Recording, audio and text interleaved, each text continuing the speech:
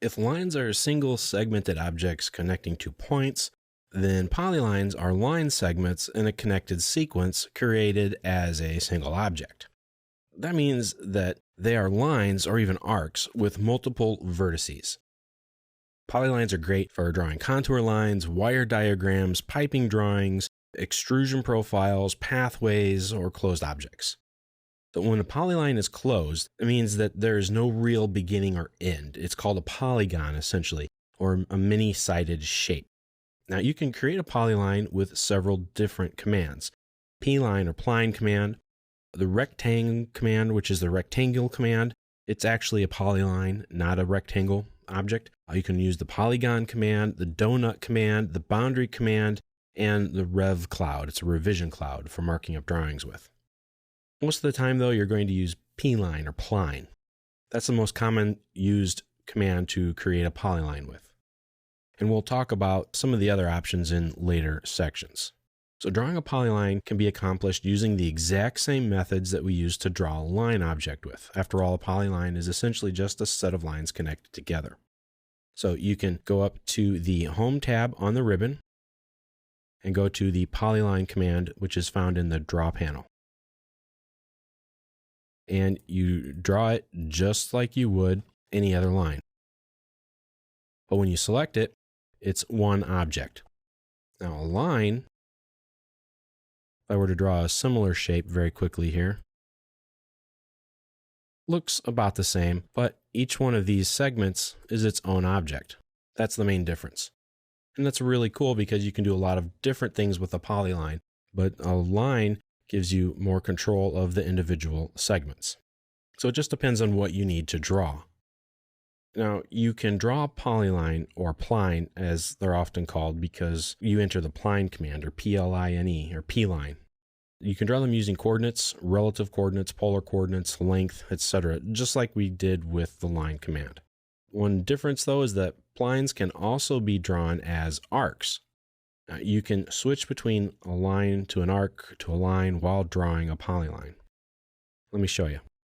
So if we start the polyline command, you can just type in p-line on your command line or use the shortcut key, which is just PL.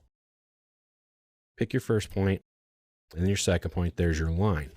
Now if you have options, remember there are always options for a lot of commands. Now if I click on the arc, I'm now drawing an arc. And it just continues on.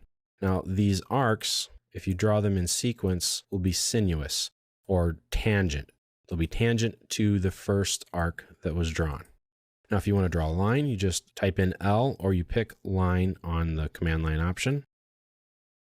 And it starts off drawing it as a line, not as an arc. Now that line will not be tangent to your previous arc.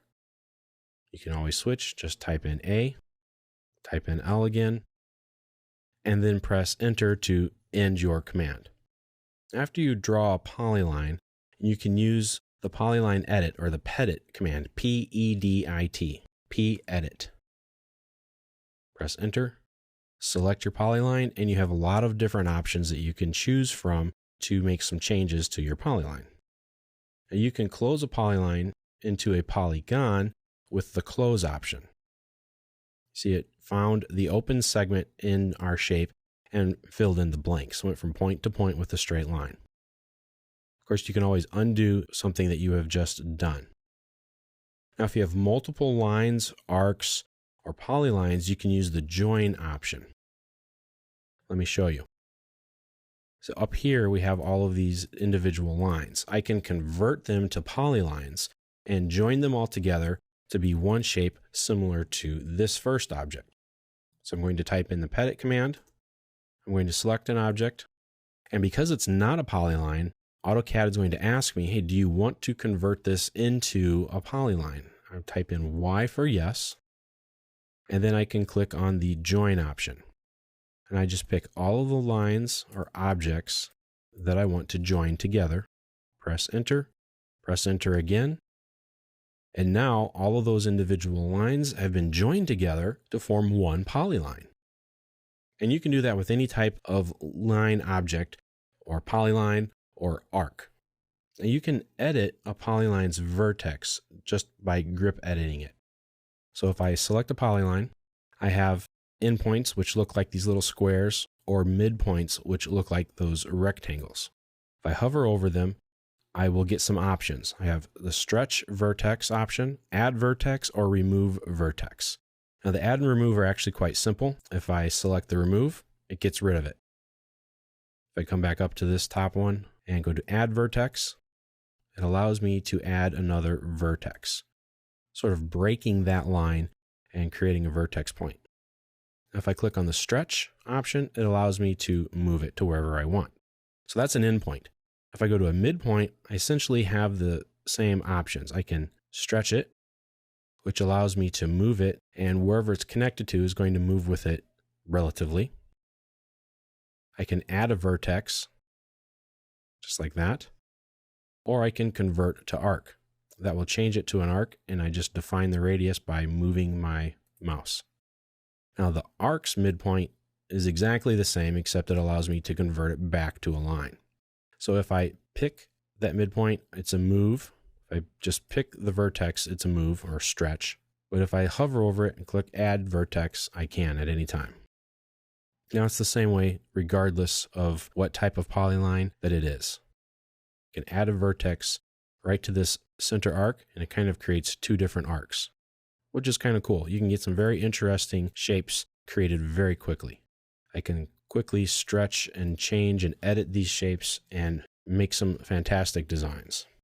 Polylines are created the same way that lines are created, so you can go back to that section and see how you would draw a line, but it has a lot more options to it, a little bit more versatility, and it creates closed objects which you can use to find things like area of that shape, etc.